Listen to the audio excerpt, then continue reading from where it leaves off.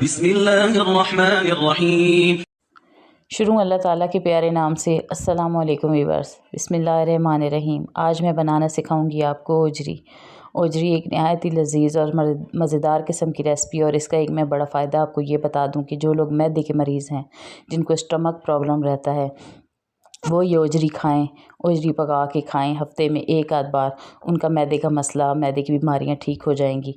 इसके अलावा जो हामला ख़वातीन होती हैं, जिनकी प्रेगनेंसी होती है, न्यू बेबी पैदा हो जाता है और उसके बाद उनको दूध का इशू होता है कि दूध बहुत कम है, ठीक है, या फिर दूध है ही नहीं, तो उसमें इन्हें चूल्हे में ये ओजरी इस तरीके से पका के, लेकिन ओजरी अच्छे तरीके से गली हुई होनी चाहिए।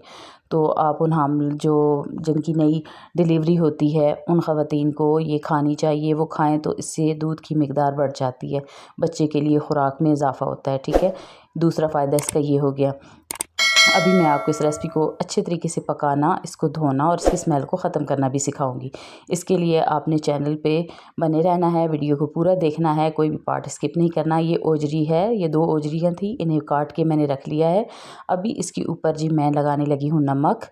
थोड़ा सा मैंने 1 चम्मच भर के नमक लगाया है और 1 प्याली मैंने आटे की, हाथों की मदद से अगर नाप करें तो ये मैंने 2 मुट्ठियाँ भर के आटे की इसके ऊपर डाल दी। अब मैं इसे अच्छे तरीके से मसल लूँगी और हाफ़ टी स्पून मैंने हल्दी का भी डाल दिया है, ठीक है। अब ये हल्दी जो है इसमें से सब तमाम जो मैल कुचैल है उसे इकट्ठा करेगी अभी, और इसको आसानी से बाहर निकाल देगी। अभी मैंने यहाँ पे इसको आटा, नमक और हल्दी लगा के 10 मिनट का रेस्ट देना है। 10 मिनट के बाद मैं इसे 2 से 3 पानी के अंदर अच्छे तरीके से धो लूँगी।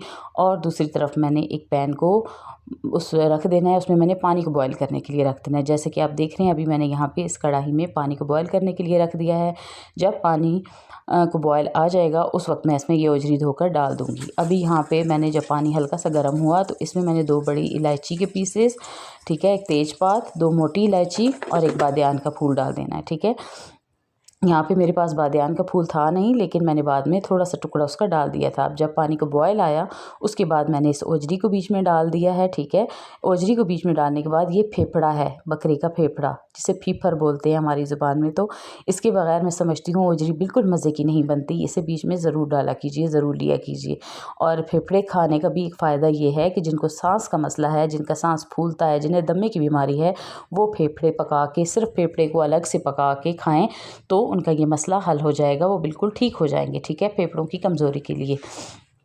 उसके बाद जब इसे हमने सिर्फ 2 बॉयल दिलवाने हैं, इस ओजरी को पानी में बॉयल आने के बाद डालना है। उसके बाद इसे 2 बॉयल आने देने हैं। जब 2 बॉयल इसे अच्छे से आ गए तो मैंने ओजरी को बीच में से स्ट्रेन कर लिया। ये पानी गंदा देखिए आप कितना मैल निकला है, इसको अभी मैं वेस्ट कर दूँगी। मज़ीद ओजरी को मैंने 2 पानी में धो लेना है। अभी मैंने इसे 2 से 3 पानी के अंदर धो के ओजरी को ठंडा कर लिया, और इस ओजरी में अभी यहाँ पर मैंने कढ़ाई में थोड़ा सा और पानी बीच में डाल दिया। अभी मैं एक एक बोटी को बीच में से नीट करूँगी, यानी कि एक एक बोटी को खोल के उसके अंदर जो कोई थोड़ी बहुती सी भी छिछड़े या चर्बी या कोई भी गंदगी है वो मैं निकाल लूँगी, ठीक है। वैसे तो जब ओजरी ली थी तो ये धुली हुई थी, कटी हुई थी, अच्छे तरीके से साफ़ थी, लेकिन मज़ीद अपनी तसल्ली के लिए इस तरीके से अगर आप ओजरी को साफ़ करेंगे तो ओजरी को पकाने में कोई स्मेल नहीं रहेगी, उसमें कोई बदबू नहीं आएगी, कोई जो है उसका जायका गंदा नहीं बनेगा, बहुत अच्छा बनेगा। और इसके जायके को मज़ीद मज़ेदार बनाने के लिए मैं इस रेसिपी को किस तरीके से बनाती हूँ, ये जानने के लिए आपने वीडियो को पूरा देखना है और मेरी बातों को पूरा पूरा नोट करना है, और इसी तरीके से आपने ओजरी को पकाना है और धोना है, ठीक है। मैंने यहाँ पे अब ओजरी और फेफड़े दोनों को इकट्ठा बॉईल कर लिया था। अभी मैं एक एक बोटी को खोल के बीच में से साफ़ कर रही हूँ, और जो मैंने हल्दी से लगाई थी ना, उसकी वजह से ये जो ओजरी की बोटियाँ हैं, इनके बीच में जो थोड़े बहुत छिछड़े थे ना, उसके ऊपर हल्दी चिपक गई है और वो पार्ट नुमाया हो गया है। साफ़ पता चल रहा है कि अब इस जगह पे बोटी में थोड़ा सा छिछड़ा मौजूद है। उसको मैंने नेल्स की मदद से, नाखून की मदद से छोटी सी चुटकी काट के मैंने उसे दरमियान में से खींच लिया, निकाल लिया है, ठीक है। लेकिन सारी ओजरी ऐसी नहीं थी, बस किसी किसी बोटी में ये पार्ट था थोड़ा थोड़ा चर्बी वाला, वो मैंने निकाल लिया। इस तरह करके इसको मैं साफ़ करके और मज़ीद मैं इसको दोबारा एक बार धो लूँगी और फिर मैं इसे एक साइड पे रख दूँगी। इसके बाद हमने इसको किस तरह पकाना है ये आप आगे देखिएगा। ये देखिए पानी अभी भी कितना गंदा निकला, अभी भी इसके बीच में से छिटरे निकले हैं और अभी मेरी एक एक बोटी ओजरी की बिल्कुल साफ़ है। अगर ओजरी अच्छी तरीके से साफ़ नहीं होगी तो आपको ना खाने का दिल चाहेगा ना ही पकाने का। तो इसको साफ़ करने का बेस्ट तरीका मैंने आपको बता दिया है। अभी मैंने ये प्रेशर कुकर लिया है, ठीक है, ये ईरानी कुकर है। इसमें अभी मैं डालने लगी हूँ 1 जग पानी का। इसको मैं बॉईल करने के लिए रख दूँगी। साथ मैं ये जो है मसाले रेडी कर दूँगी। ये मेरे पास है जी लहसुन, मैंने 1 बड़ी गड्डी ले ली है लहसुन की, 2 बड़े साइज़ के टमाटर लिए हैं और 4 मीडियम साइज़ के आप जैसे देख रहे हैं प्याज है और एक बड़ा टुकड़ा अदरक का है। इन सबको मैंने चॉप करके रख लिया। पानी को बॉयल आया है तो प्रेशर कुकर मैंने कैमरे के सामने चूल्हे से उतार के यहाँ रख लिया, ठीक है। अभी यहाँ पे मैंने इसमें ओजरी डाल दी है।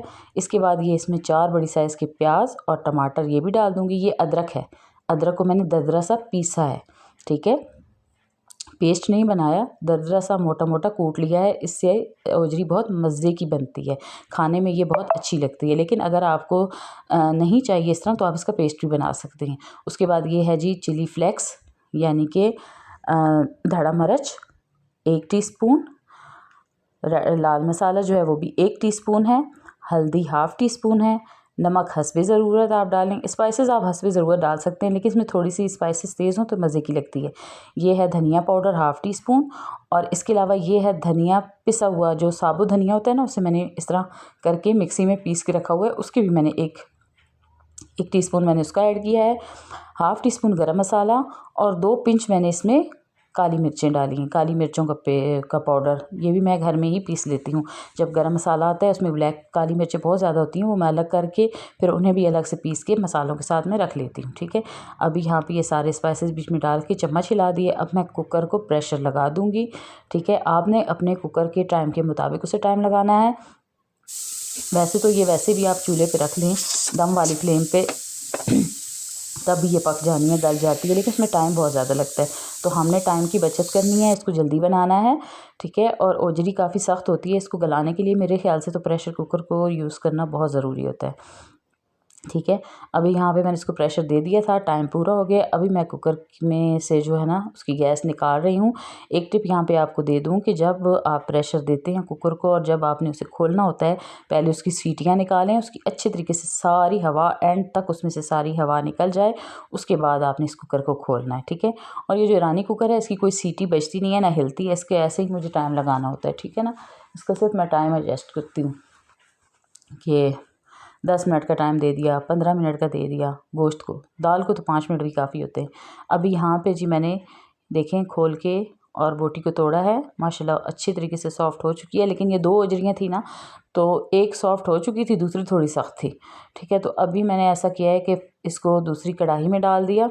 यहाँ पे अब इसमें पानी काफ़ी मिकदार में है, लेकिन इस पानी को अभी मैंने इसी के बीच में ड्राई करना है, खुश्क करना है, इसलिए मैंने यहाँ पे पानी को खुश्क किया। और वो किस तरह किया कि हाई फ्लेम पे ढक्कन नहीं लगाया, ढक्कन लगाए बगैर हाई फ्लेम पे मैंने इसे रख दिया था। और जब पानी थोड़ा सा ड्राई हुआ, हल्का सा रहता था, तो उस वक्त अभी इस मकाम पे मैंने इसमें 4 चम्मच कुकिंग ऑयल के डाल दिए हैं और मज़ीद इसके पानी को ड्राई होने दिया है। जब इसका पानी मज़ीद ड्राई हो चुका है तो यहाँ पर हमने इसकी करनी है भुनाई। अच्छा, मैं भुनाई किस तरह करती हूँ कि एक बार अभी मैं इसको बिल्कुल अच्छे तरीके से खुश्क भुनाई कर दूँगी इसकी, मतलब इसमें बिल्कुल पानी नहीं रहेगा, लेकिन साथ साथ चम्मच हिलाती रहूँगी। उसके बाद मैंने इसमें पानी का थोड़ा थोड़ा छींटा लगाना है, थोड़ा थोड़ा पानी डालती जाऊँगी, वो पानी भुन जाएगा, फिर थोड़ा पानी डाल दूँगी। अभी यहाँ पे इस वक्त मैं इसमें भुनाई में ना 1 टीस्पून जो है वो गरम मसाला डाल रही हूँ। इस मकाम पे गरम मसाला डालने से ओजरी में जायका बहुत अच्छा आता है, उसकी स्मेल ख़त्म हो जाती है, ऑयल अलग हो जाता है, बहुत फ़ायदे हैं गरम मसाला डालने के इस मकाम पे। इसके बाद मैं इसमें अब थोड़ा सा पानी डालूँगी, ये देखें पानी डाल के फिर मैंने इसकी अच्छी से भुनाई करनी है। और उसके बाद इसमें ग्रेवी बनाने के लिए और इसके जायके को बढ़ाने के लिए मैं इसमें दही डालूँगी, लेकिन दही डालने से पहले भी मैंने इसमें थोड़ा सा पानी डाल लेना है। लेकिन आपने भुनाई इतने अच्छे तरीके से करनी है, तकरीबन इसका पानी खुश्क होने के बाद आपने 10 मिनट तक इसको अच्छे तरीके से भूनना है, पानी का छिट्टा लगा लगा के आपने इसको भूनना है। उसके बाद मैंने यहाँ पे ओजरी को फिर चेक किया है कि जो एक अदद बीच में सख्त थी क्या वो भी सॉफ्ट हो गई है।